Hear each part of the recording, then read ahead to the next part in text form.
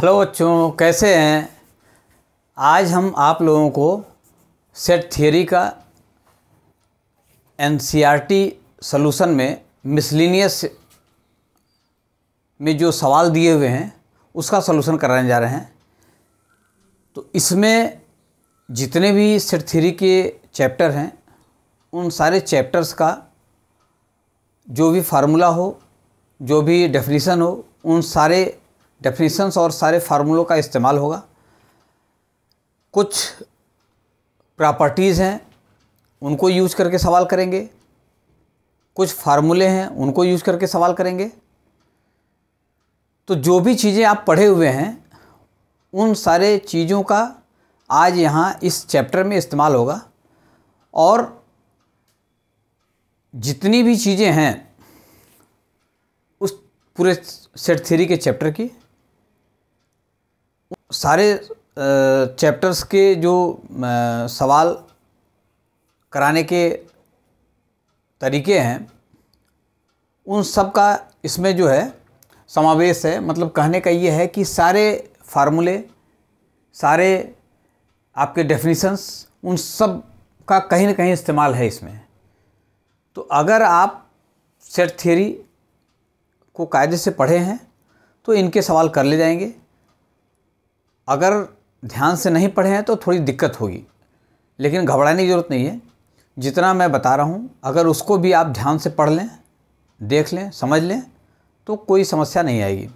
देखिए, ये है एनसीईआरटी सॉल्यूशन में मिसलिनियस एक्सरसाइज जो चैप्टर 1 पे बेस्ड है, 11th का सेट थियरी। तो इसके जो सवाल हैं, सवाल पीछे आप जितने भी फार्मूले, जितने भी डेफिनेशंस पढ़े हैं उन्हीं पे बेस्ड हैं। थोड़ा सा ट्रिक लगाना है, थोड़ा सा दिमाग लगाना है और ये सारे सॉल्यूशन आपको आ जाएंगे। तो देखिए, सवाल नंबर 1, मिसलिनियस का सवाल नंबर 1। बच्चों, ये सवाल नंबर 1 है। एक्सरसाइज के बाद जो मिसलिनियस का सॉल्यूशन कराया जा रहा है उसका पहला सवाल है। सवाल क्या है? Decide among the following sets. ये सेट्स दिए हुए हैं, उसमें क्या डिसाइड करना है? Which sets are subsets of one and another. ये दिए हुए हैं सेट्स, इसमें ये बताना है कि कौन किसका सबसेट है। इसमें ये बताना है कि कौन किसका सबसेट है। तो इसके लिए करेंगे क्या? सबसेट्स होता क्या है ये बताए थे हम वीडियो में। देखिए यहाँ पे पहले ए, ये ए दिया हुआ है, क्या है? रोस्टर फॉर्म में लिखेंगे इसको। ये सेट बिल्डर फॉर्म में दिया हुआ है। X such that x belongs to R and X satisfies X square minus 8x plus 12 is equal to 0। इसको हम लिखेंगे रोस्टर फॉर्म में। रोस्टर फॉर्म में कैसे करेंगे?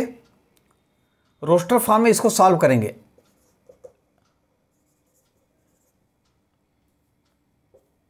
इसको सॉल्व करेंगे तो इसकी वैल्यू आ जाएगी x इज इक्वल टू, इसको सॉल्व करेंगे तो इसकी वैल्यू आएगी 2 और 6, 2 and 6। तो ये आ जाएगा a जो है ये 2 and 6, a की वैल्यू आ जाएगी 2 and 6। x such that x belongs to r, ये 2 और 6 आ जाएगा। यहाँ 2 रख के देख लीजिए, ये हो जाएगा 4 और ये हो जाएगा 8 दूनी 16, तो 12 4 16, ये हो गया, सेटिस्फाई कर रहा है इसको। फिर 6 रख लेंगे, कुल मिला के इसको सॉल्व करेंगे। X square minus 8x plus 12 is equal to 0। इसको सॉल्व करेंगे तो ये आएगी इसकी वैल्यू 2 और 6। ठीक है, तो ये ए की वैल्यू आ गई। बी की वैल्यू देखिए क्या है?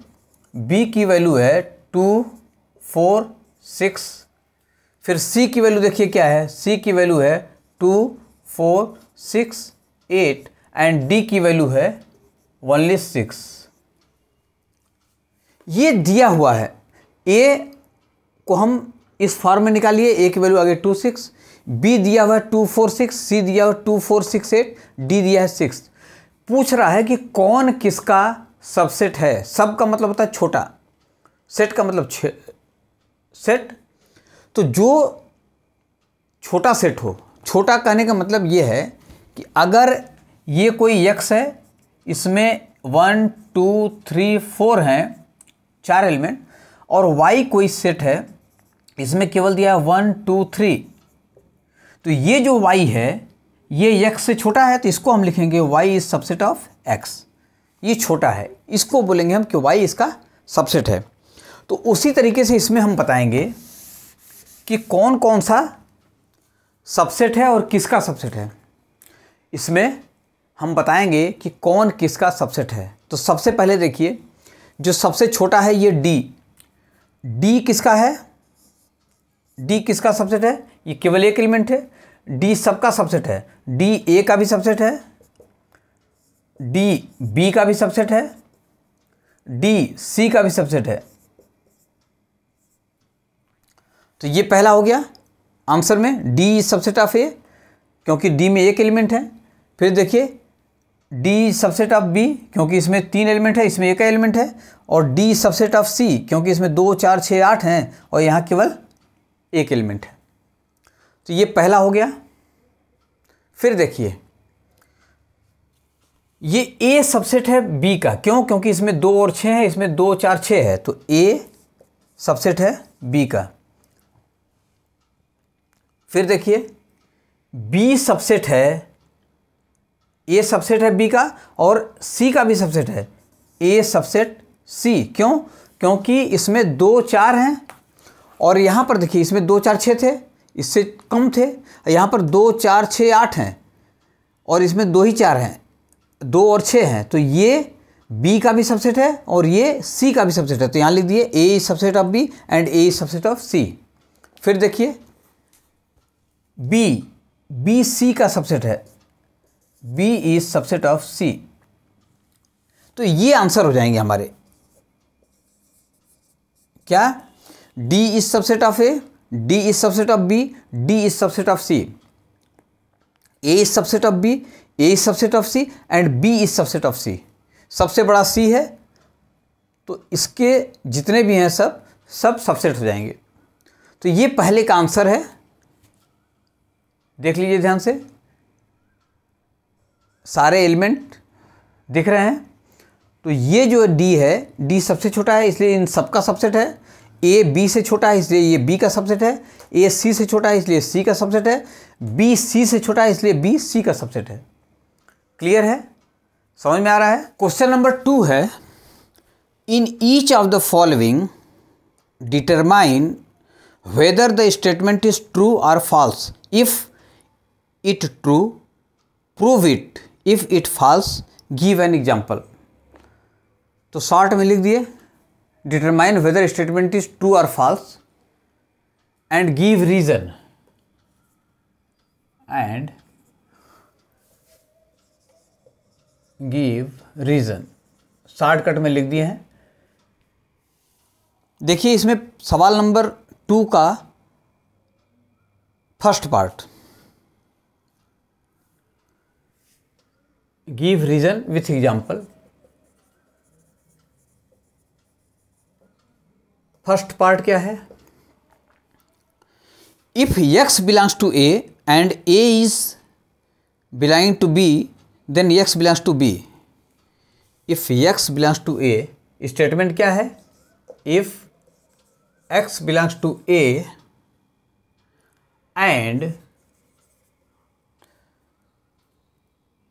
A belongs to B, then x belongs to B, x belongs to B। ये स्टेटमेंट है कि अगर x A को बिलोंग कर रहा है और A B को बिलोंग कर रहा है,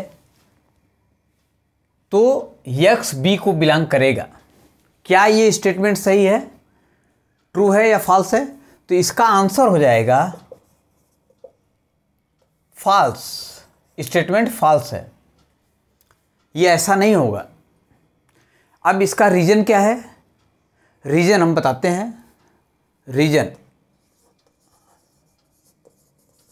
रीजन क्या है, रीजन को विथ एग्जाम्पल बताना है, तो हम रीजन बता रहे हैं, आंसर हो जाएगा फॉल्स। लेकिन क्यों होगा ये देखिए, हमने सपोज कर लिया ये कोई सेट है जिसमें ये एलिमेंट है 1 और x, हमने मान लिया कोई सेट ए है ए जिसमें एलिमेंट हैं 1 और x, चूँकि x यहाँ दिया हुआ है तो मान लिए हैं कि 1 और x हैं इसके, और एक कोई दूसरा सेट है b जिसमें 2 है 3 है, कुछ भी ले सकते हैं, और क्या है a भी है और a भी है, यहाँ से a is belonging to b means a is element of b। इसको और लिखने का तरीका ये है 2 3 और a की जगह ये पूरा लिखेंगे, ये पूरा 1 x, तो ये हो गया b, ये a है ये b है, ये b है। अब देखिए अगर हम कहें कि x a को बिलोंग कर रहा है, यहाँ से देखिए x belongs to a, here x belongs to a, and यहाँ से a belongs to b means a का मतलब ये 1x, a belongs to b, but ये a b को बिलोंग कर रहा है, a का मतलब ये पूरा बिलोंग कर रहा है, but x does not belongs to b। ये तो बिलोंग कर रहा है लेकिन ये x इसको बिलोंग नहीं कर रहा है, x a को बिलोंग कर रहा है, पूरा a इसको बिलोंग कर रहा है, लेकिन x इसको बिलोंग नहीं कर रहा है।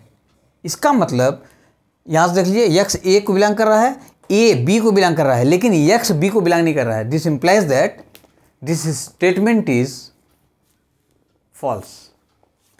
इसका रीजन यही है, इसीलिए यहाँ पर ये दिया है कि x बिलोंग्स टू b, नहीं x बिलोंग्स टू b नहीं होगा, यहाँ पर देखिए x does not belongs to b, ये रीजन है जिसके वजह से ये स्टेटमेंट फॉल्स हो गया। समझ में आया? इसका रीजन ये है, नोट कर लीजिए। इसी का second part, if a is subset of b,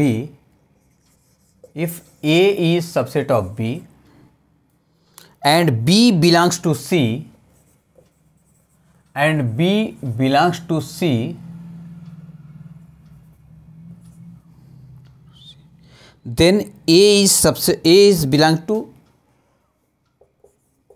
then a belongs to c।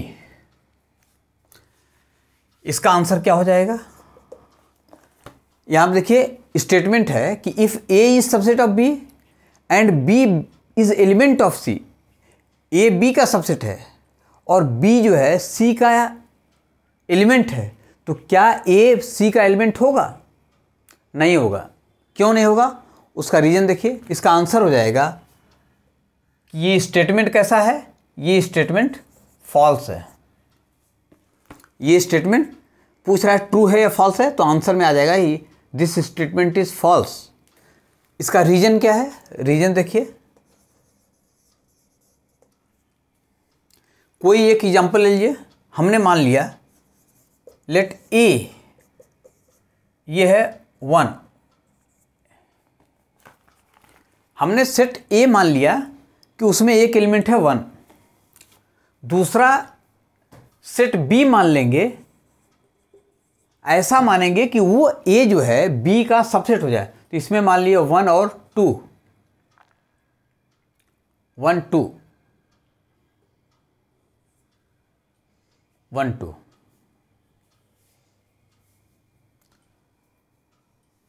फिर कह रहा है यहां पर कि b बिलोंग्स टू c, तो c क्या मान लेंगे हम? c मान लेंगे c में कोई भी एलिमेंट ले लिए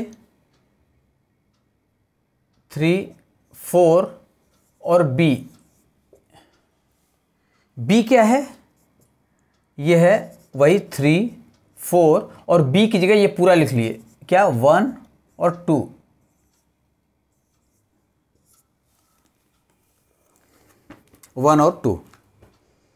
तो यहां से देखिए ए में 1 एलिमेंट है, बी में 1 2 है, इसका मतलब ए is subset of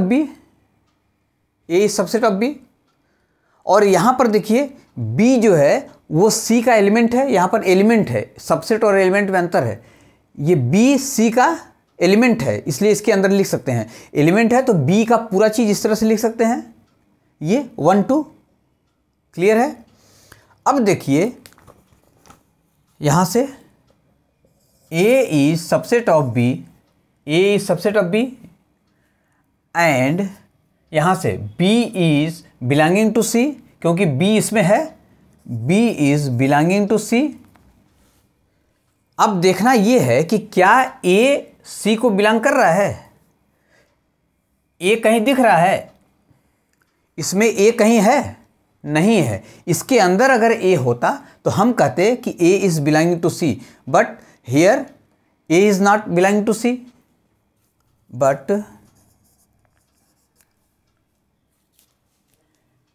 A is not belonging to C. A is not belonging to C का मतलब कि ए का एलिमेंट जो है इसमें है ही नहीं है। ए का ये 1 अगर इस तरह से होता इसमें, तब हम बोलते कि ये इसमें बिलोंग कर रहा है। ये जो 1 2 है ये बी है, वो एक सेट है, ये सेट है पूरा 1 2, ये सेट इसमें बिलोंग कर रहा है। अगर ये ए इसमें होता तब हम बोलते कि ए इसका एलिमेंट है, लेकिन यहाँ पर ए सबसेट बी है, सही है, बी बिलोंग्स टू सी, ये सही है क्योंकि बी इसको बिलोंग कर रहा है, लेकिन ए इसका सबसेट, ए इसको बिलोंग नहीं कर रहा है। क्यों? क्योंकि ए इसमें है नहीं। तो हम कहेंगे कि दिस स्टेटमेंट इज फॉल्स।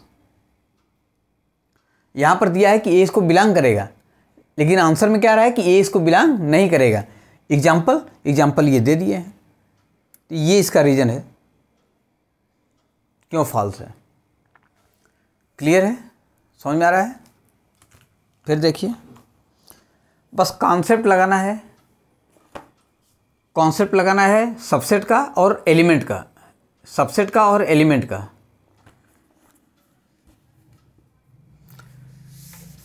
इसी का third part,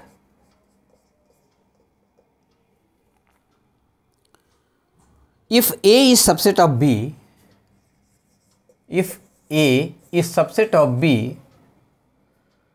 and B is subset of C and B is subset of C, then A is subset of C, then A is subset of C। इसका आंसर क्या हो जाएगा? A अगर B का subset है, B C का subset है, तो A C का सबसेट होगा। इसका आंसर जो होगा वो होगा ट्रू। आंसर है ट्रू। अब ये ट्रू कैसे है, इसको हम वेरीफाई कर रहे हैं। देखिए इसका रीजन क्या है, एग्जाम्पल से देते हैं। हमने एक सेट मान लिया A, let A is equal to 1, B is equal to 1 2 and C is equal to 1 2 3। यहां पर देखिए A 1, B 1 2, C 1 2 3।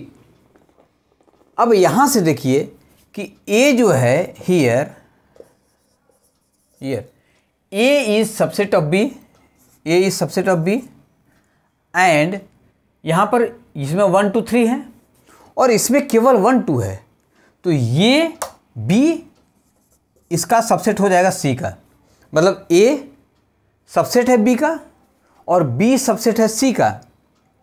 तो वही कह रहा है कि क्या A C का सबसेट होगा, मतलब यहां पर दिया हुआ एक सबसेट होगा। तो हमको प्रूफ करना है कि सही है कि नहीं है। तो ये है सही। देखिए कैसे सही है। Then A is subset of C। देख लिए 1 B का सबसेट है, और ये 1 2 C का सबसेट है, तो क्या ये 1 C का सबसेट है? हाँ है। क्यों? क्योंकि 1 इसमें है, तो इसलिए ये इस C का सबसेट है। यही ये दिया हुआ है, इसका मतलब ये स्टेटमेंट सही है, इसलिए आंसर में क्या हो जाएगा? This statement is true. तो ये एग्जाम्पल देके ए ये है, बी ये है, सी ये है, hence here A is subset of B and B is subset of B C, then A is subset of C. तो ये सही है, तो आंसर में आ जाएगा दिस स्टेटमेंट इज ट्रू। ये स्टेटमेंट आपका ट्रू है। फिर देखिए इसी का fourth, if A is not subset of B, if A is not subset of B and B is not subset of C, B is not subset of C, then A is not subset of C, then A is not subset of C। इसका answer क्या होगा? A is not subset of B and B is not subset of C, then A is not subset of C। इसका answer हो जाएगा ये false है, false है। क्यों फॉल्स है? इसका रीजन देखिए, इसका रीजन पहले एक चीज़ ये जान लीजिए कि कोई भी स्टेटमेंट ट्रू या फॉल्स जो होता है, तो ट्रू उसको तभी मानेंगे जब वो हर कंडीशन को सेटिस्फाई करे। किसी एक के लिए ट्रू है और सबके लिए फॉल्स है, तो इसका मतलब वो स्टेटमेंट हमेशा के लिए ट्रू नहीं होगा, उसको फॉल्स माना जाएगा। तो इसको देखिए कैसे वेरीफाई करते हैं। इसमें हम एग्जाम्पल लेके बताते हैं। देखिए ए, कोई एग्जाम्पल ले लिए सेट का, मान लिए कि ए में है 1 और बी में है 2 3 और सी में है, इसको दो तरीके से बताएंगे। सी में है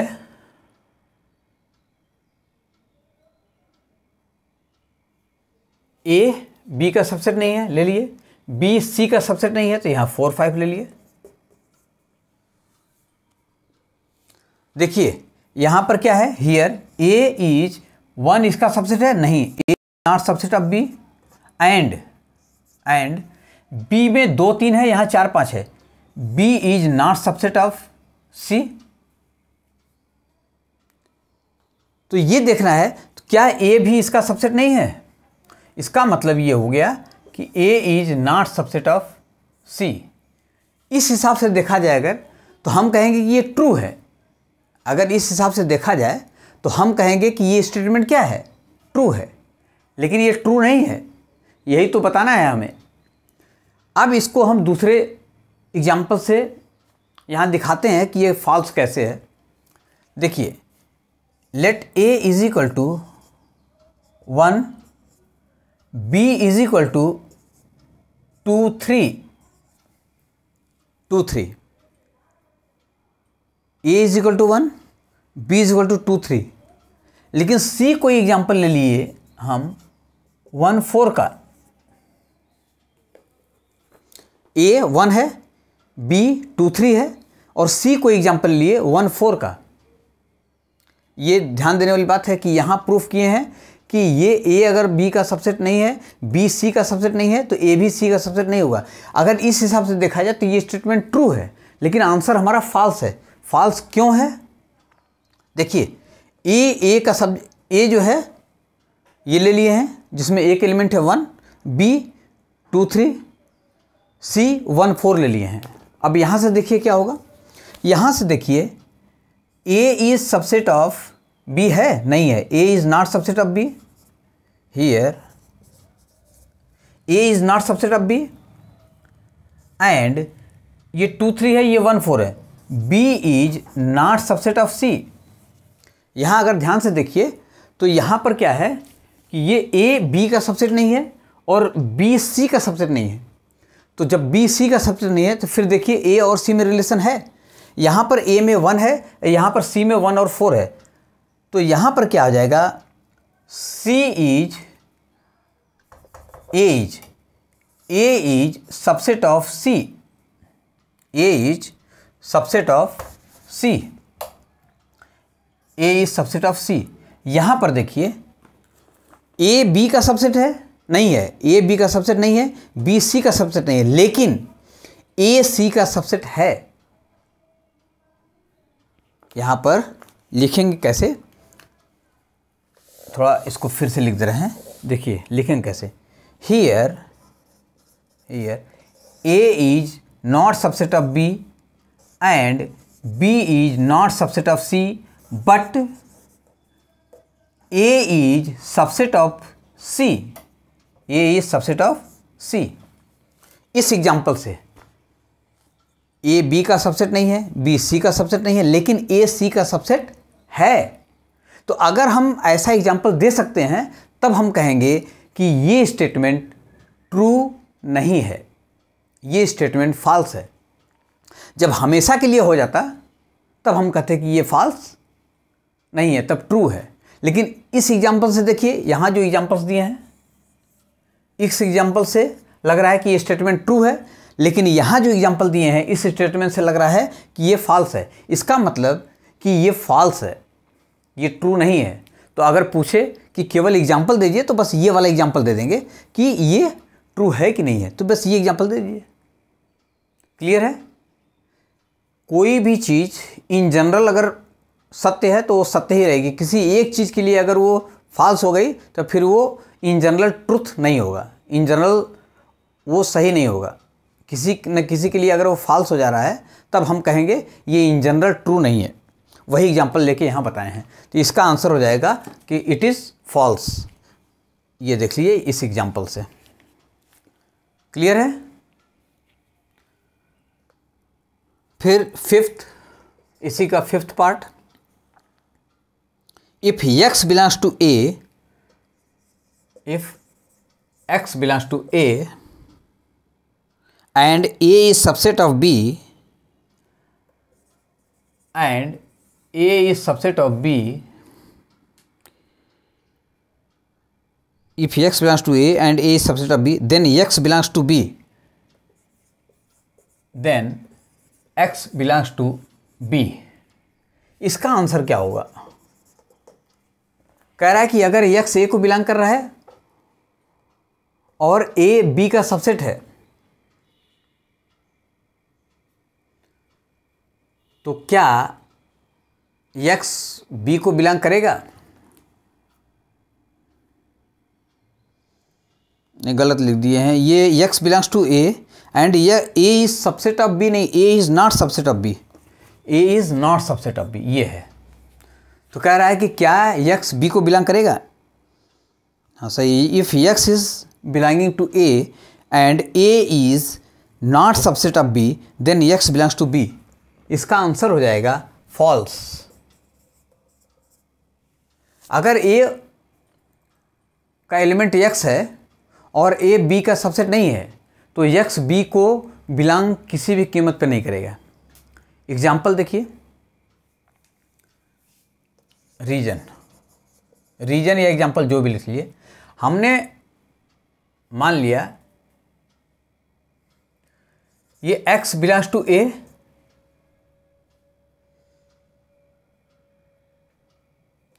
this implies that x belongs to, अगर A को बिलोंग कर रहा है, या दूसरा एग्जाम्पल लेके बताते हैं, देख लीजिए यहाँ से। हमने मान लिया ये सेट कोई ये है, x से भी प्रूफ कर सकते हैं, इससे प्रूफ कर सकते हैं। ये मान लिया हमने कि ये है x, इसमें x A को बिलोंग कर रहा है और जो ये B है, B में y और z हैं, y और जेड है। यक्स ए को बिलोंग कर रहा है, ये सही हो गया, और ए बी का सबसेट नहीं है, ये सही हो गया। तो क्या ये यक्स बी को बिलोंग कर रहा है? इस एग्जाम्पल से नहीं कर रहा है, तो लिखेंगे here x belongs to A and A is not subset of B, A is not subset of B. This implies that X is not element of B. अगर ये इसको बिलोंग कर रहा है और ये इसका सबसेट नहीं है, इसका मतलब ये होगा कि X इसको बिलोंग नहीं करेगा। जब ये इसको बिलोंग नहीं करेगा तो ये स्टेटमेंट क्या हो जाएगा? This means this statement is false. This statement is false. यहाँ से देख लीजिए यक्स ए को बिलोंग कर रहा है, लेकिन ये जो यक्स है इस बी में बिलोंग नहीं कर रहा है। जब बी में बिलोंग नहीं कर रहा है तो ये स्टेटमेंट क्या हो जाएगा? फॉल्स हो जाएगा। इसलिए यहाँ पर लिख दिए आंसर क्या हो जाएगा? ये फॉल्स हो जाएगा। समझ में आ रहा है?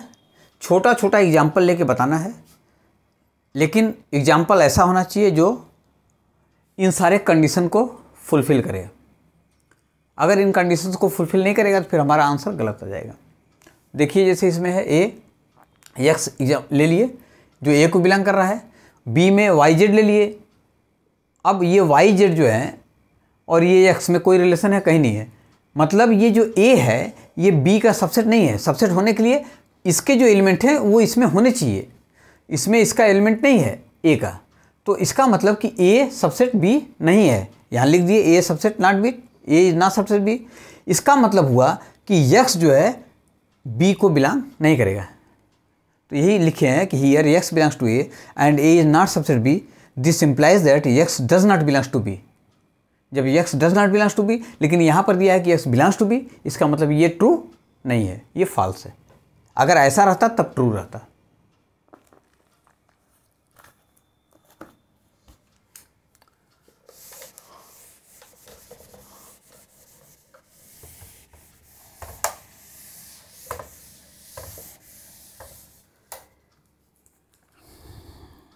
इसी का देखिए 6 part. If A is subset of B, if A is subset of B and x belongs to, x does not belongs to B and x does not belongs to B, then x does not belongs to A, then x does not belongs to A. इसका answer क्या हो जाएगा?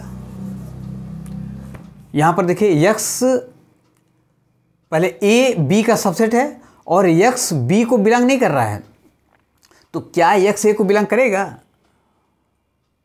नहीं करेगा। इसका मतलब ये statement true है।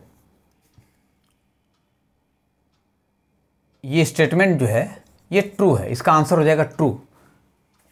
ये इसका सबसेट है, ये इसको बिलोंग नहीं कर रहा है, तो ये इसको नहीं बिलोंग कर रहा तो इसको भी नहीं बिलोंग करेगा क्योंकि उसका सबसेट है। तो इसको लिखेंगे कैसे? रीजन देखिए, example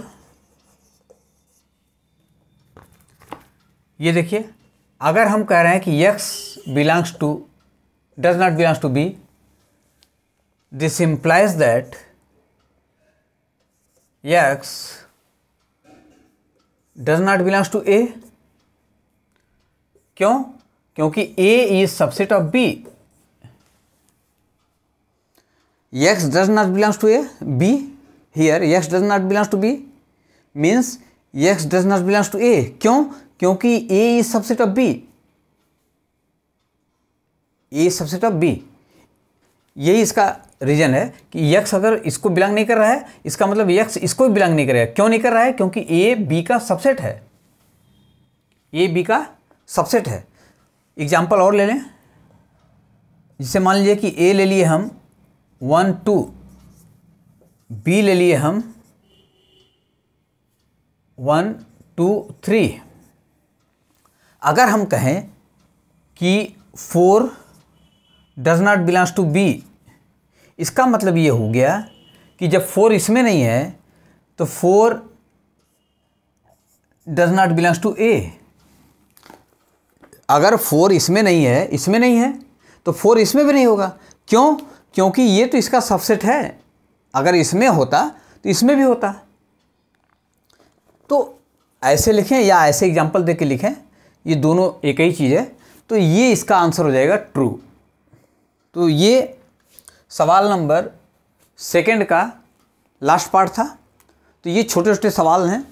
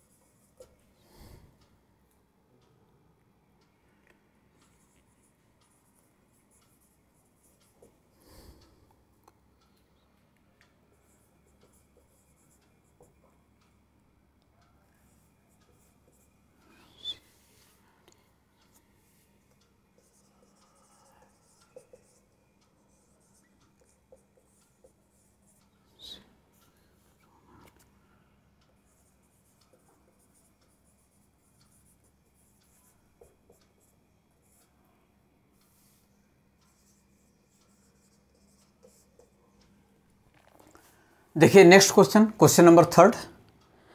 let A B C be the sets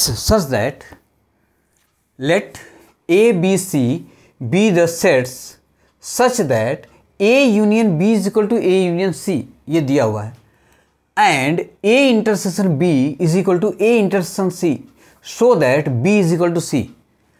हमने ये ए बी सी 3 सेट्स ऐसे माने हैं कि ये 2 कंडीशन होल्ड कर रहा है कि ए यूनियन बी और ए यूनियन सी दोनों आपस में इक्वल हैं। ए इंटरसेक्शन बी और ए इंटरसेक्शन सी ये आपस में इक्वल हैं। तब हमको प्रूफ करना है कि बी और सी बराबर हैं। तो इसके लिए कुछ चीज़ें हैं, एक छोटी सी प्रॉपर्टी है, बताते हैं। जैसे अगर A union B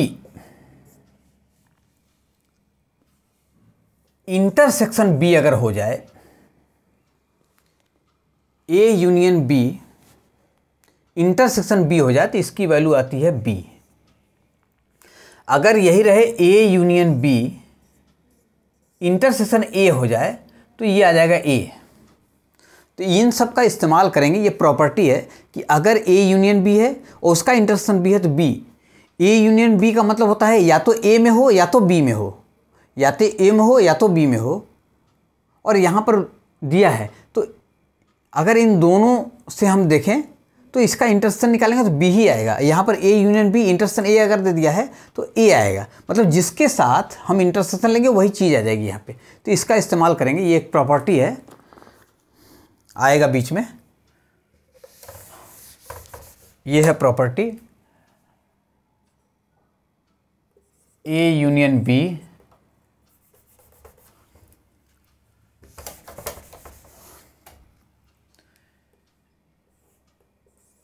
A union B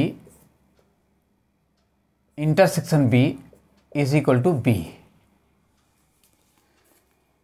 ठीक, तो ये प्रॉपर्टी है, कहीं इसका इस्तेमाल आएगा तो उसको यूज करेंगे। तो इसका सलूशन देखिए करेंगे क्या। हमारे पास ये दिया हुआ है A union B is equal to A union C. तो हम पहले लिखेंगे A union B is equal to A union C. अब डिस्ट्रीब्यूशन लॉ पढ़े हैं, डिस्ट्रीब्यूशन लॉ आप पढ़े होंगे, डिस्ट्रीब्यूशन लॉ हम बताए भी हैं। तो उस डिस्ट्रीब्यूशन लॉ का हम इस्तेमाल करेंगे। तो करेंगे क्या, एक बार बी के साथ इसका इंटरसेक्शन ले लेंगे, एक बार सी के साथ ले लेंगे। यह है ये A union B intersection B A union C intersection B. B के साथ इंटरसेक्शन ले रहे हैं दोनों साइड। फिर देखिए इसको इस पे डिस्ट्रीब्यूट करेंगे तो क्या हो जाएगा, दिस इम्प्लाइज दैट ए, ये पूरा यहाँ आ जाएगा, A intersection B union B intersection B, ये हो जाएगा ए यूनियन, नहीं, ए इंटरसेक्शन बी, ये पूरा यहाँ आ जाएगा, यूनियन सी इंटरसेक्शन बी। इसको ऐसे ही रहने देंगे। यहाँ देखिए, अब ये हो जाएगा A intersection B union B is equal to, ये पूरा वैसे ही रहने देंगे, A intersection B union C intersection B.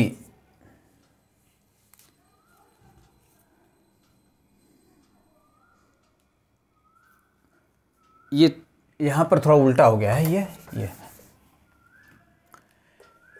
A intersection B union B अगर है तो ये हो जाएगा बी के बराबर।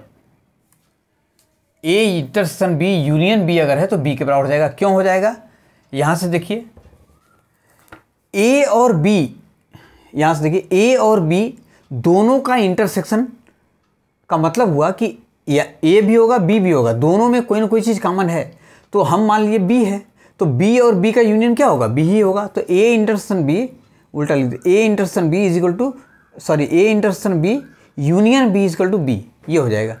यहाँ देखिए, इसको जब डिस्ट्रीब्यूट करेंगे तो ए इंटरसेक्शन बी यूनियन, ये इस पे आ जाएगा, ये बी इंटरसेक्शन बी बी ही होगा, और ये ए इंटरसेक्शन बी है तो A intersection B union B. अब यहाँ पर देखिए, ये A intersection B union B क्या हो जाएगा, ये हो जाएगा बी प्रॉपर्टी से, और ये हो जाएगा A intersection B union C intersection B, ये 1 हो गया। क्लियर हुआ, B is equal to A intersection B union C intersection A. C intersection यहाँ बी लिखा है, सी इंटरसेक्शन बी या बी इंटरसेक्शन सी लिखें कोई फ़र्क नहीं है, दोनों का इंटरसेक्शन है। तो ये आ गया यहाँ पर, ये इस प्रॉपर्टी का इस्तेमाल करते हुए। फिर देखिए, इसी को हम अगेन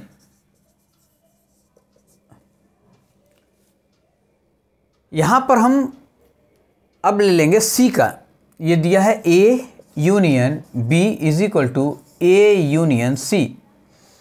अब हम दोनों साइड डिस्ट्रीब्यूशन लगाएंगे, लेकिन ये बी के साथ लगाए थे, अब सी के साथ लगाएंगे, तो ये हो जाएगा A union B intersection C is equal to A union C intersection C.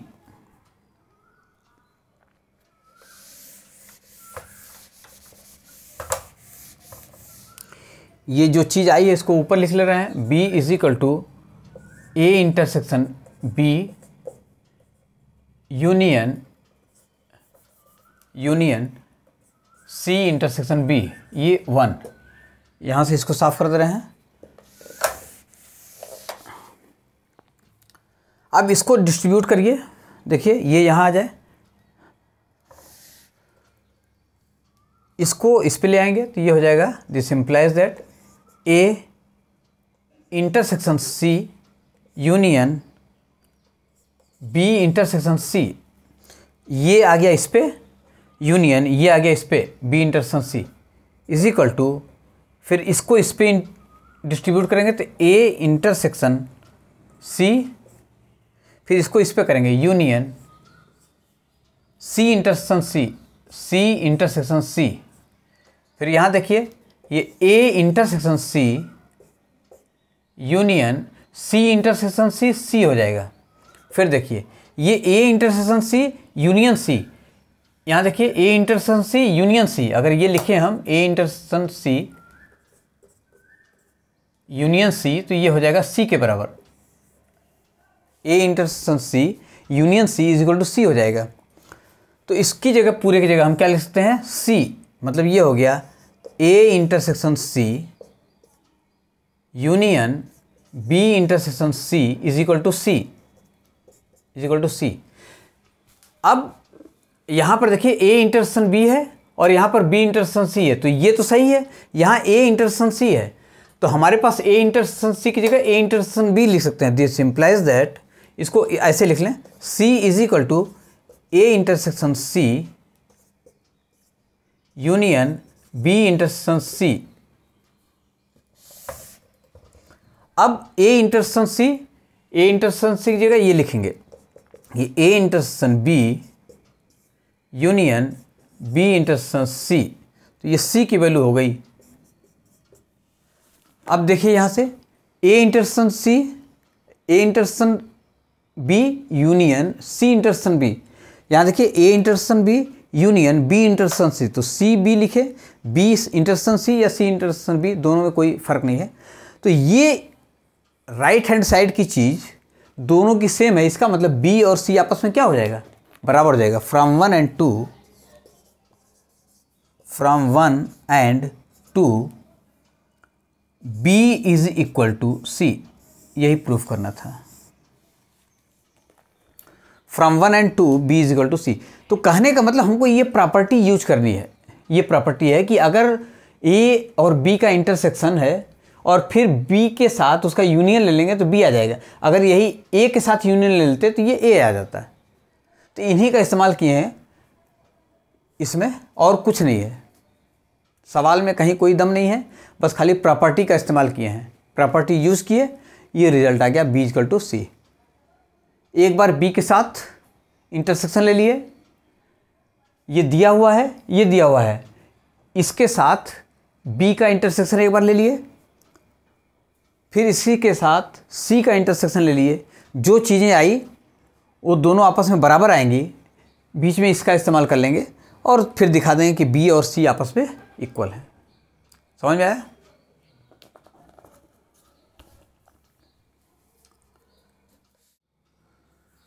Question number 4,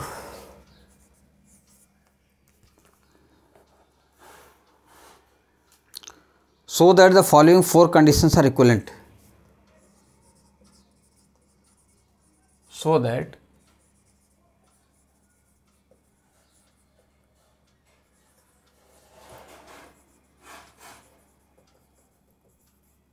the following conditions are equivalent.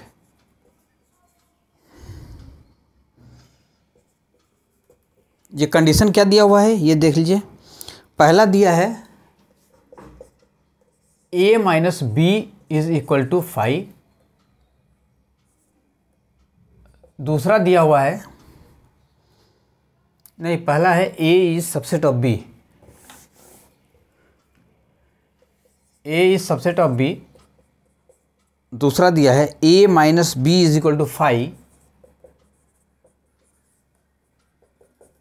तीसरा दिया है a union b is equal to b।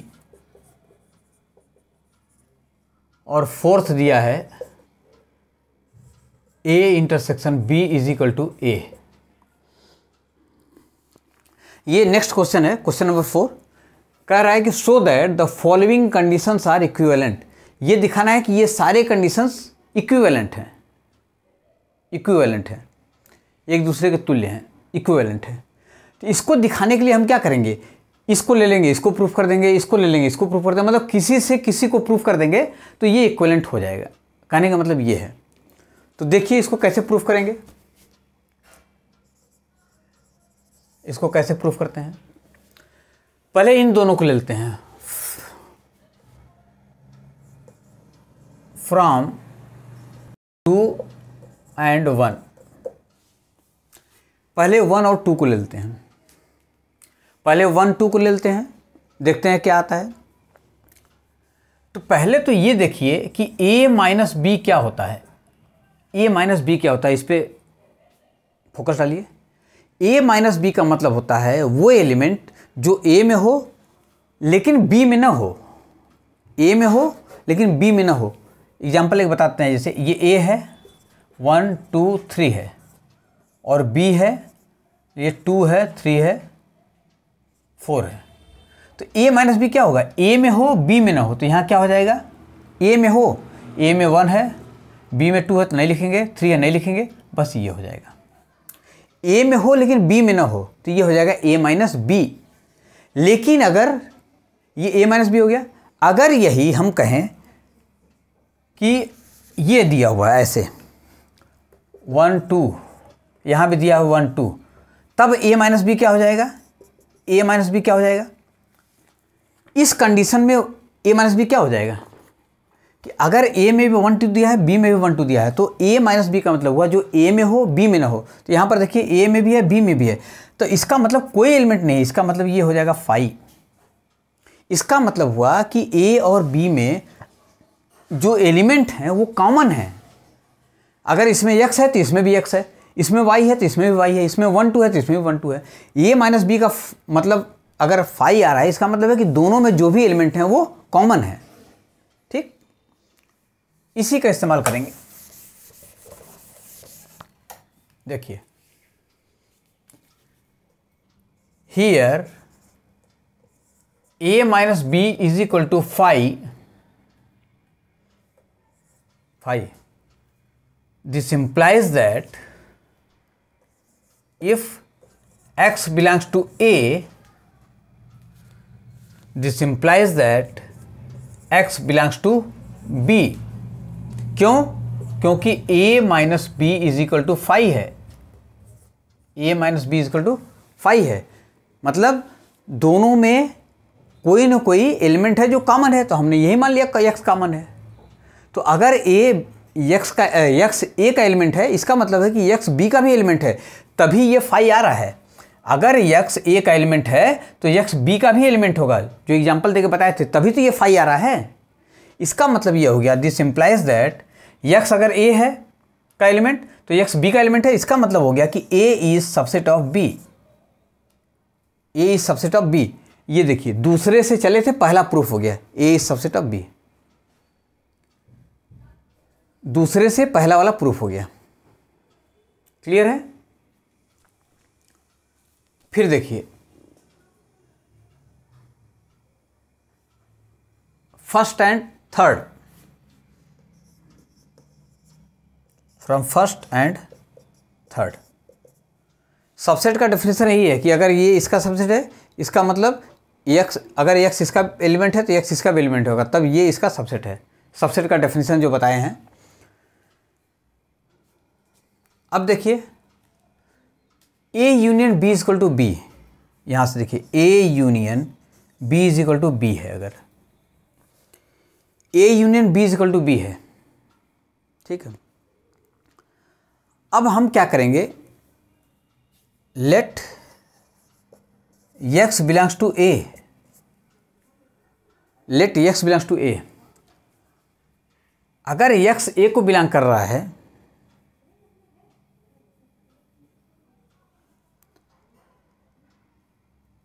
Late x belongs to A, यहाँ से देखिए A union B is equal to B है। तो अगर x A को बिलोंग कर रहा है तो इसका मतलब क्या हो जाएगा, ये A यूनियन B का मतलब B का मतलब हुआ कि x अगर A को बिलोंग कर रहा है, so x belongs to A union B, x belongs to A union B। क्यों? क्योंकि यहाँ पर हम लिख सकते हैं कि x बिलोंग्स टू A और x belongs to B। x अगर A को बिलोंग कर रहा है, x A को बिलोंग कर रहा है तो x A यूनियन B को बिलोंग करेगा। क्यों? क्योंकि x A का एलिमेंट है, या तो x B का एलिमेंट है, या तो A का एलिमेंट है, या तो B का एलिमेंट है। तो इस तरह से हम लिख सकते हैं कि अगर x A को बिलोंग कर रहा है, इसका मतलब x A को बिलोंग करेगा या x B को बिलोंग करेगा। इससे ये लिख सकते हैं। और जब ये A यूनियन B लिख सकते हैं, इसका मतलब ये हो गया कि x बिलोंग्स टू B,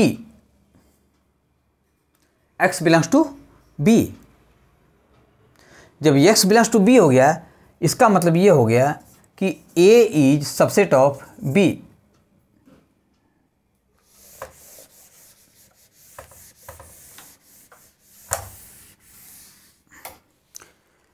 यहाँ से देखिए यक्स ए यूनियन बी का एलिमेंट हो सकता है। क्यों?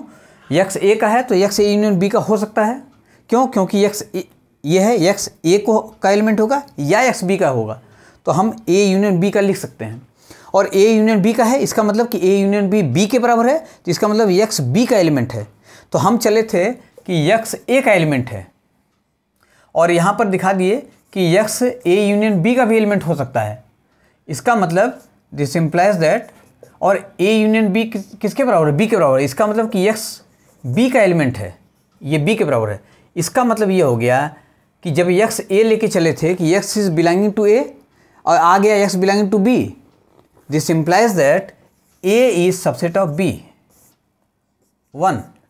ये A is subset of B, मतलब दूसरे वाले से भी 1 प्रूफ कर दिए, तीसरे वाले से भी 1 प्रूफ कर दिए। क्लियर है?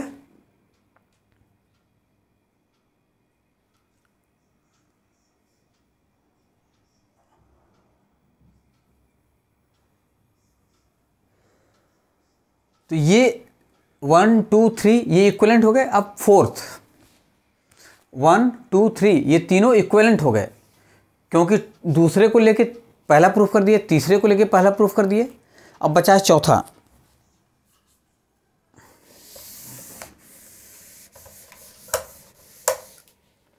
चौथा क्या है कि ये दिया हुआ है कि A intersection B is equal to A. A intersection B is equal to A. तो अगर हम ये मान लें let x belongs to A, let x belongs to A, this implies that x belongs to B.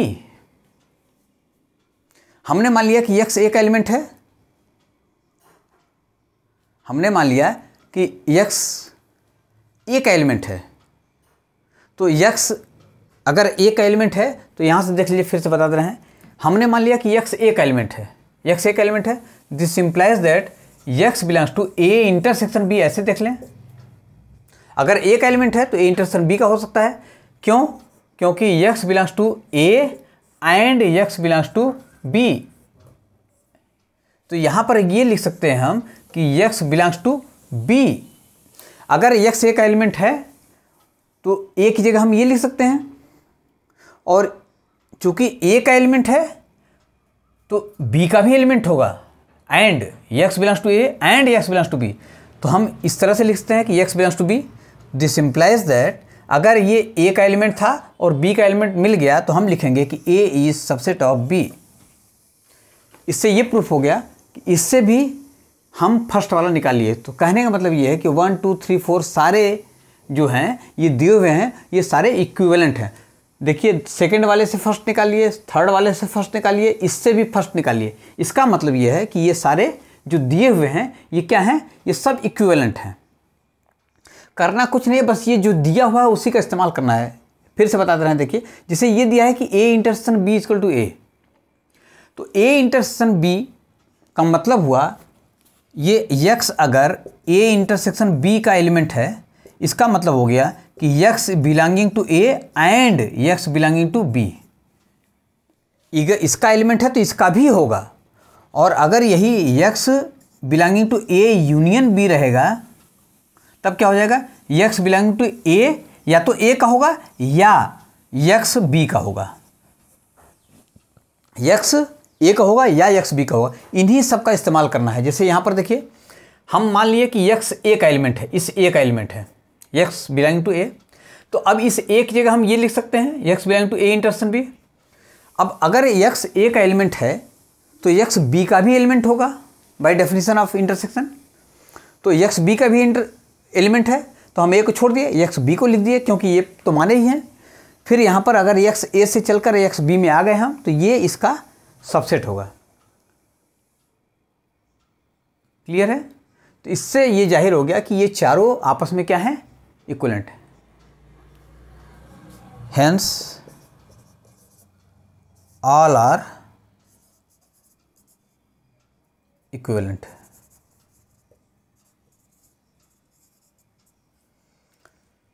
तो ये है छोटे छोटे चीज़ें, इसको लेके हम प्रूफ कर दिए। करना कुछ नहीं है, बाय प्रॉपर्टी जहाँ भी आए प्रॉपर्टी का यूज करेंगे, यूज करके जो दिया हुआ है उसको प्रूफ कर देंगे, और कोई ट्रिक नहीं लगाना है। कहीं कोई दिक्कत हो तो पूछ सकते हैं कमेंट बॉक्स में लिख के।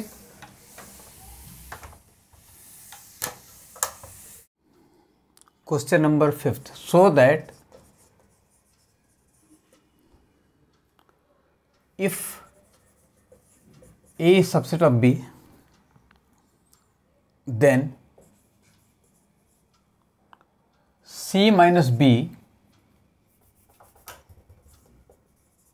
is equal to is subset of C minus A। ये नेक्स्ट क्वेश्चन है। So that if A is subset of B, then C minus B is subset of C minus A। इसको proof करना है। देखिए इसका प्रूफ,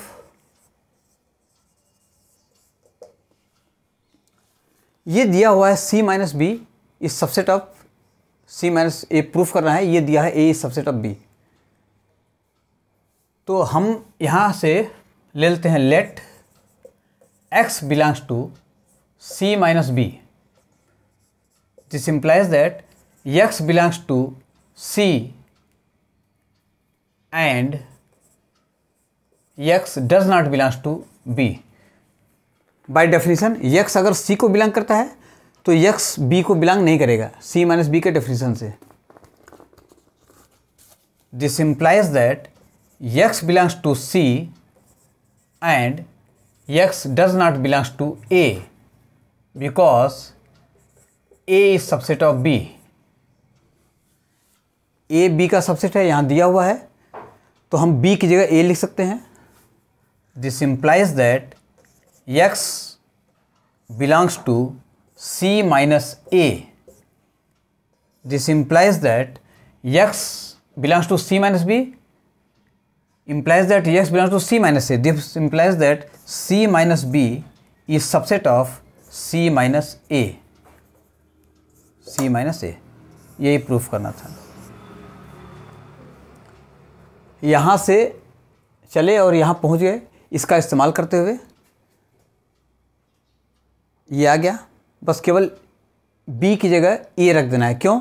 क्योंकि X अगर C minus B का एलिमेंट है तो X C का एलिमेंट होगा लेकिन B का एलिमेंट नहीं होगा, और जब B का एलिमेंट नहीं है तो A B का सबसेट है तो A का एलिमेंट नहीं होगा। तो इसका मतलब हुआ कि X belonging to C and X does not belongs to A। This implies that X belonging to C minus A, C minus B is subset of C minus A। तो ये मिसलिनियस एक्सरसाइज के कुछ सवाल थे।